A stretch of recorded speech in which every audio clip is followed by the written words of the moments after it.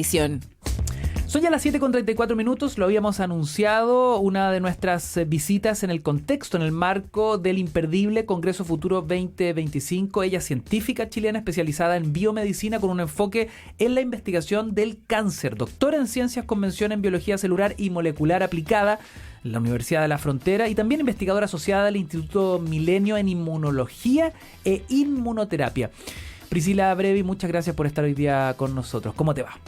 Muy bien, muchas gracias a ustedes por invitarme. Bueno, este es un tema, yo te diría, urgente y fascinante, ¿no? Porque, y lo estábamos hablando acá fuera de micrófono, el doctor Bruno Nervi, acá en la radio en algún minuto, dijo que algún día todos vamos a tener algún tipo de cáncer.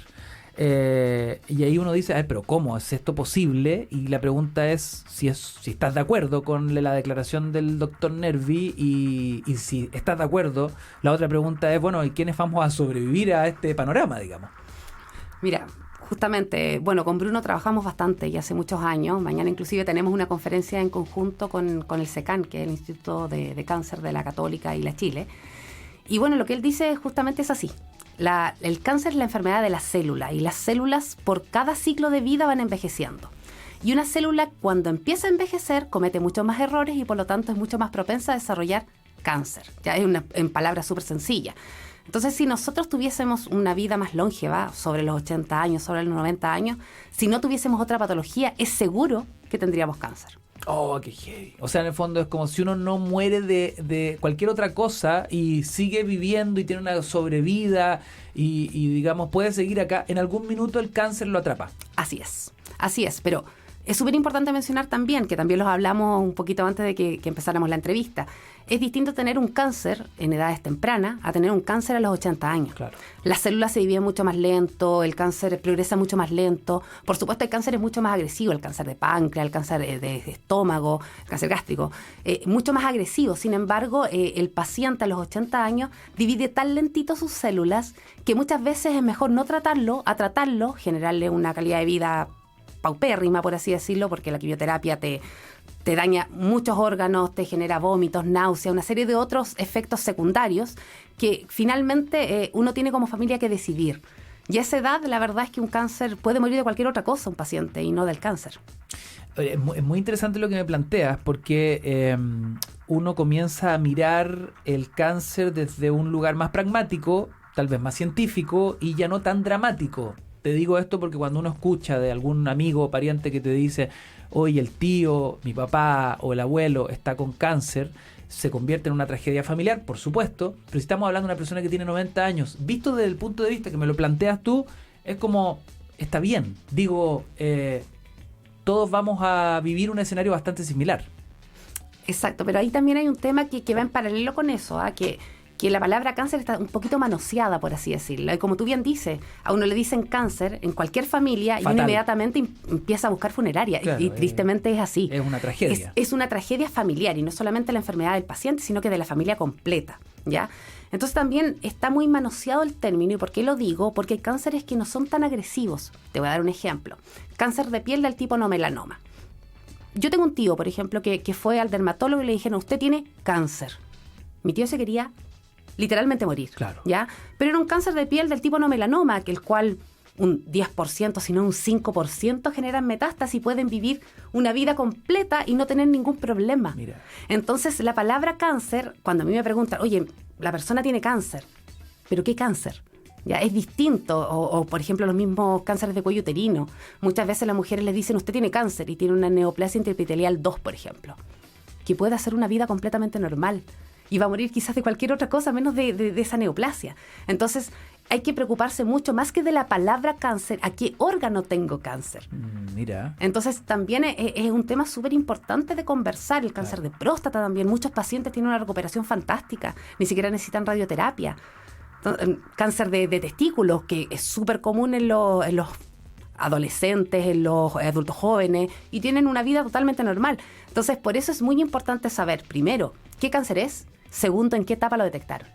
¿En qué minuto se estigmatizó tanto el cáncer o tiene que ver con lo que estábamos discutiendo al principio? Es decir, hagas lo que hagas, pase lo que pase, en algún minuto el cáncer atrapa al ser humano. En algún punto de su vida. ¿Tiene que ver con eso, como la mala prensa del cáncer? Yo creo que más que de la mala prensa es un tema de que en Chile hace muy poco tiempo empezamos a hacer una salud preventiva, ya lo que respecta a prevención, detección temprana. Entonces la mayoría de los cánceres se detectaban cuando ya el paciente tenía metástasis. Claro. Y cuando un paciente tiene metástasis no hay mucho más que hacer. Claro, ni siquiera alcanza a ser reactivo, simplemente es como rezarte un Padre Nuestro y nos vemos. Exacto. Cuando un paciente ya tiene metástasis en otros órganos, tú puedes tratar de hacer cualquier terapia y la terapia finalmente no va a tener una buena respuesta.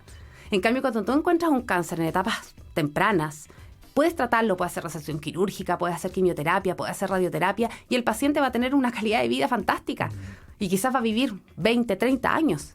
Entonces, es muy importante, y eso quiero recalcarlo, la detección precoz. Y por eso es que muchas veces dicen, hazte la mamografía, hazte la eco de intravaginal para ver si hay alguna lesión a nivel de endometrio o de ovario. Hazte el Papa Nicolau, que son exámenes de detección precoz, claro. O sea que te permiten básicamente saber antes de que tengas la lesión real o que tengas el tumor en etapas muy tempranas. Y eso te permite poder estar mejor. Por ejemplo, no sé, en países desarrollados la incidencia de cáncer es mucho más alta que en países en vía de desarrollo o no desarrollados. Mucho más alta. Pero la tasa de mortalidad es mucho más baja. Mira. ¿Y por qué? Porque hay detección precoz.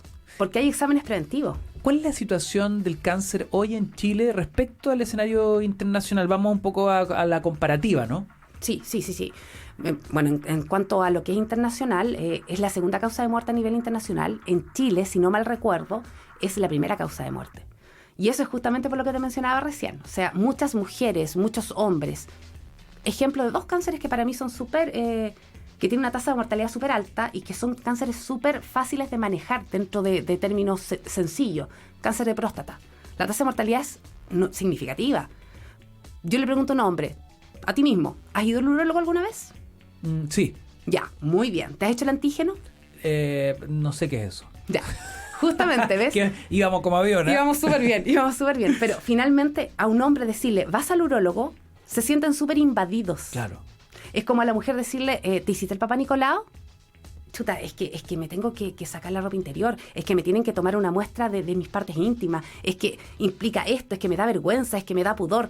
Entonces hay una serie de cosas que uno no hace, y más aún con países como Chile, que en este momento estamos como en ese limbo, que nos cuesta todavía entender. Hay mucha ruralidad, hay mucha falta de conocimiento. En otros países tú les dices, oye, ¿te hiciste el Papa Nicolau?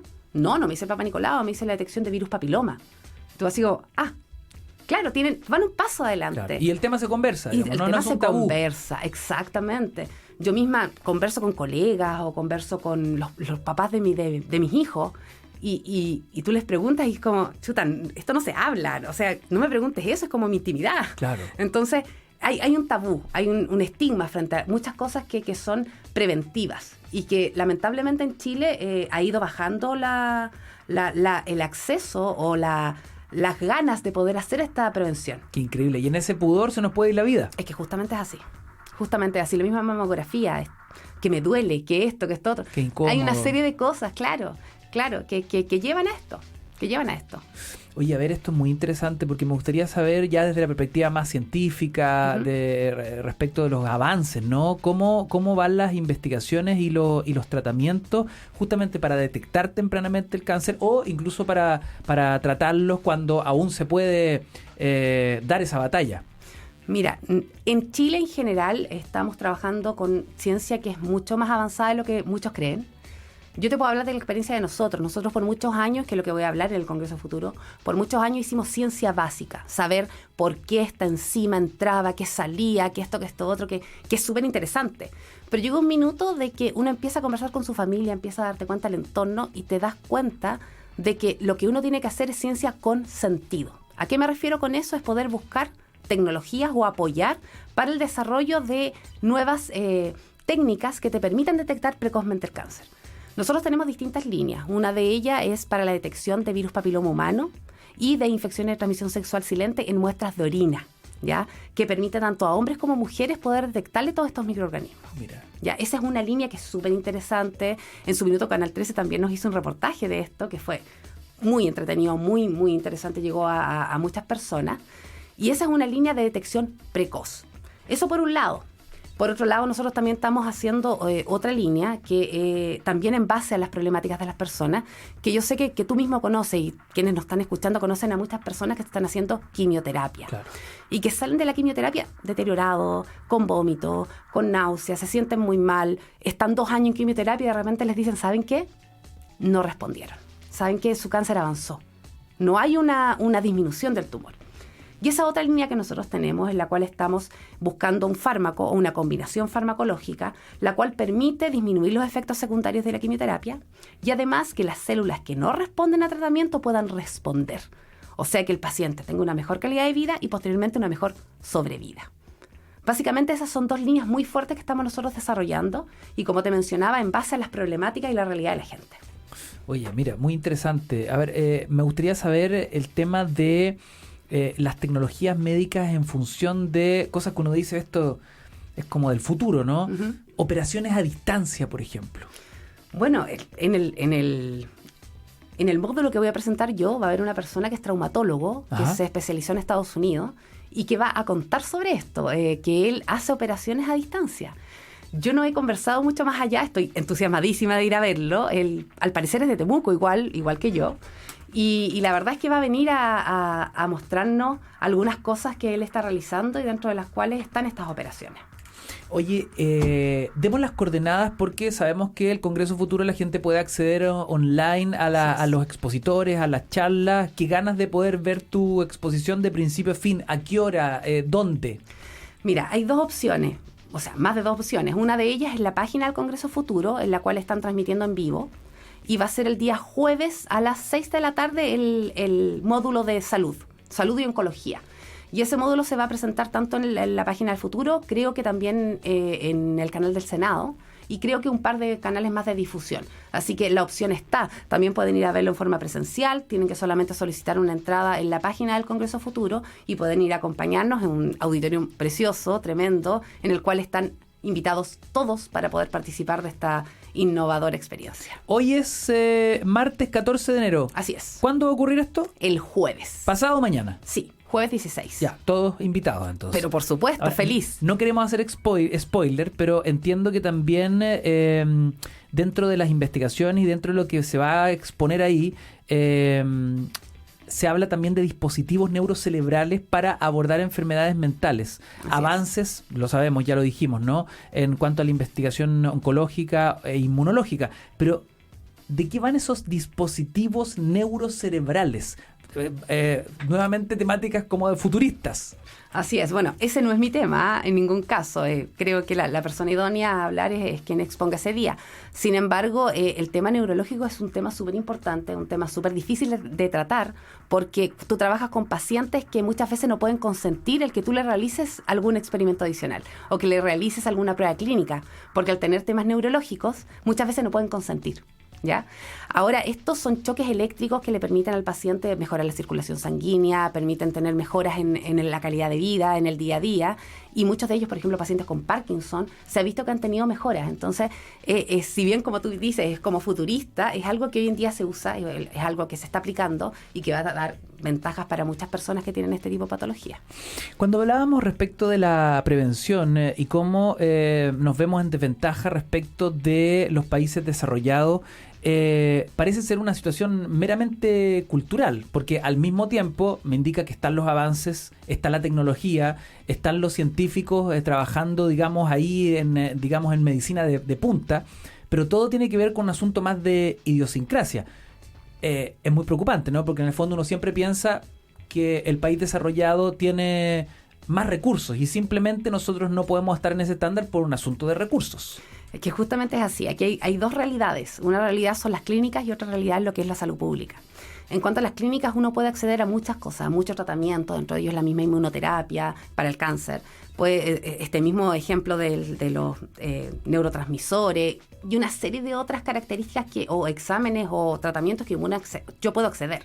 En cuanto a salud pública, estamos un poquito más atrasados, ¿ya?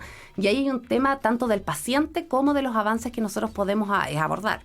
Por ejemplo, nosotros contamos con una etnia mapuche. Nosotros tenemos un porcentaje de ruralidad y de mapuches en Chile que es significativo. Y ellos tienen un tema cultural que los hace acceder mucho menos a los temas de salud. ¿ya? Ellos creen mucho más en la medicina mapuche, la cual para mí, como de la religión de la Araucanía, creo de que es un complemento fantástico. Una medicina más natural. Sí, pero para mí, como científica, no puedo decirles, ¿sabes qué? Esta es la única medicina, complementa lo fantástico, pero no lo sientas como única medicina. Entonces ahí tenemos una brecha también que es significativa, y la mayoría de este tipo de pacientes son pacientes que cuando ya llegan a un límite se atienden en el sistema público. Un ejemplo, el sistema público todavía no implementa la detección de virus papiloma humano. Todavía siguen haciendo el Papa Nicolau. Y sabemos que el Papa Nicolau tiene una sensibilidad del 60%.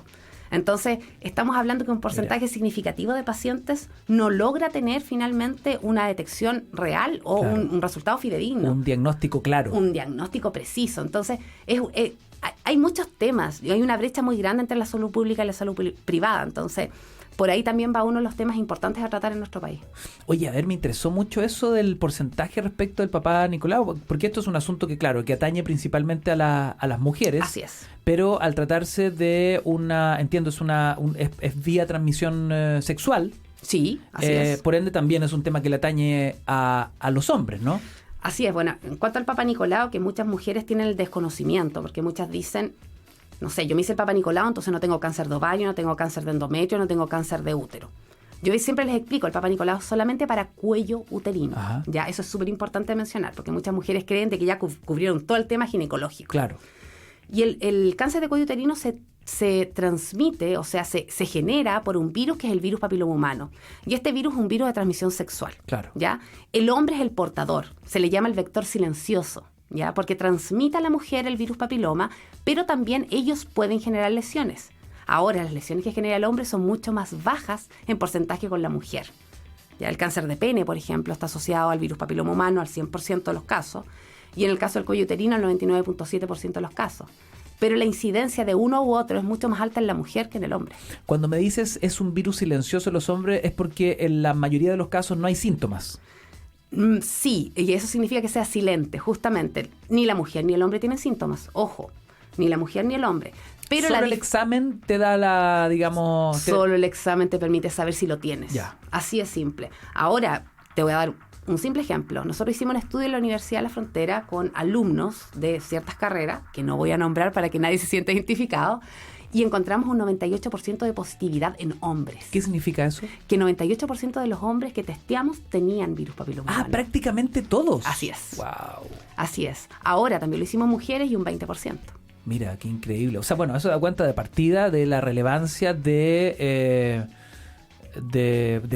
uso del condón, digamos, así como el desde. Sí, justamente. Bueno, y por lo mismo es que hoy en día se está vacunando en Chile mujeres y hombres, como se hizo hace mucho tiempo en Europa. No solamente a mujeres, porque fue una discusión que se generó en un minuto. Recuerdo. ¿Vacunamos solamente a mujeres o vacunamos a hombres? Si la mujer es la que genera la enfermedad. Claro. Pero el hombre es el que transmite. Claro. Entonces, para poder frenar el problema, hay que frenarlo en hombres y mujeres.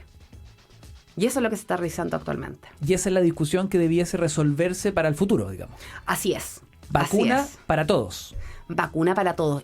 También para personas mayores de edad y también para personas que hayan tenido una vida sexual activa. Claro. Ojo. ¿Por qué? Porque una persona que se detecta el virus papiloma y no lo tiene, también puede vacunarse, aunque tenga 35 o 40 años. Por supuesto, el sistema inmunológico no va a reaccionar igual que en una niña de 12, 13 años, pero sí va a tener una respuesta. Entonces, de repente hay un poco de desconocimiento en eso. Si yo me realizo el test y no tengo virus papiloma humano, yo tengo 40 años, me puedo vacunar y puedo hacerlo. Y voy a prevenir básicamente la infección por los virus que están asociados a la vacuna. El acceso de esa vacuna hoy, digo porque me imagino que lo que estamos conversando mucha gente no tiene idea. Así es. El acceso es en cualquier vacunatorio, tú puedes ir y solicitar la vacuna. Así como cuando uno se ponía la del COVID. Justamente. Desconozco si es que necesitan alguna receta de un ginecólogo. Me parece mucho que no. Y en cuanto a lo que es sistema público, van a los colegios, tanto privados como municipales, van a los colegios como un sistema de vacunación normal.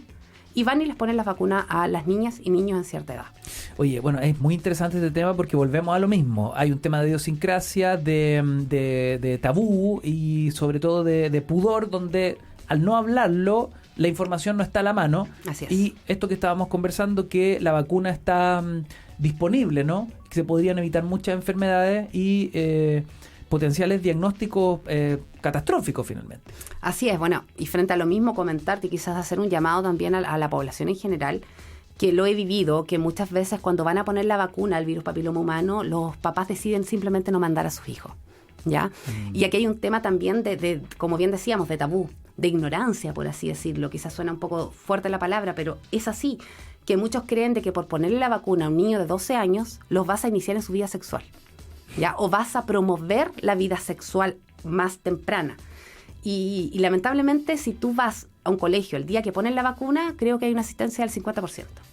Por supuesto, no en todos los colegios, pero en un porcentaje significativo es así. Porque se asocia a una vacuna que previene una enfermedad de transmisión sexual. Así es, así es. Entonces, muchas veces piensan, voy a hacer que sea más promiscua, voy a hacer que sea más promiscuo, claro. y no lo voy a hacer. Y no lo voy a hacer. Entonces, hay un tema de desconocimiento que es significativo. Por lo mismo, yo siempre llamo a los colegios a informarse, a hacer charlas, a invitar a personas. Habemos muchos que sabemos de virus papiloma humano. A hacer una charla informativa a los papás. Porque muchas veces no lo hacen porque no quieran, no creen que le están haciendo un mal a su hijo. Finalmente lo hacen por ignorancia. Claro, claro. Y se termina... esta discusión se termina zanjando por un filo que parece ser... no sé, ¿no? Como de esos temas, comillas, valóricos. Y estamos hablando de una discusión científica, médica, algo muy concreto, digamos.